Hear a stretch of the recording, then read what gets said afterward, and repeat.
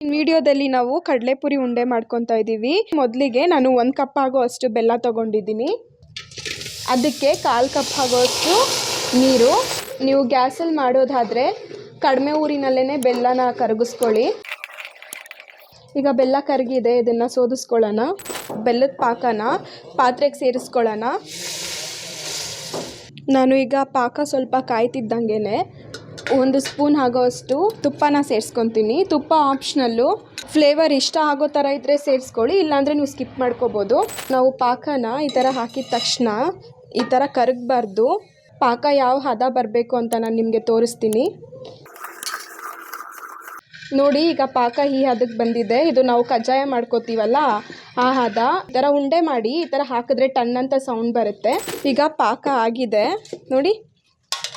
ಕೈಗೆ ನೀರು ಹತ್ಕೊಂಡು ಉಂಡೆ ಕಟ್ಟಿದ್ರೆ ನೀವು 4-5 ಡೇಸ್ ಇಟ್ಕೋಬೋದು. ಅದೇ ಕೈಗೆ ತುಪ್ಪ ಹಾಕ್ಕೊಂಡು ಉಂಡೆ ಕಟ್ಟಿದ್ರೆ 10 or 15 ಡೇಸ್ ಇಟ್ಕೋಬೋದು. ಆದರೆ ನೀವು ತುಪ್ಪ ಹಾಕ್ಕೊಂಡು ಉಂಡೆ ಮಾಡ್ಕೊಳ್ಳೋದಾದರೆ ನಿಮಗೆ ಸ್ವಲ್ಪ ಬಿಸಿ ಗೊತ್ತಾಗುತ್ತೆ.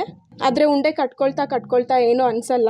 ನಾವು ಮನೇಲಿ ಎಲ್ಲರೂ ಸೇರಿ ಉಂಡೆ ಕಟ್ತಿದ್ದೀವಿ. ಸೊ ಬಿಸಿ ಆರಿಬಿಟ್ರೆ ಬೇಗ ಉಂಡೆ ಆಗಲ್ಲ, ಅದಕ್ಕೋಸ್ಕರ.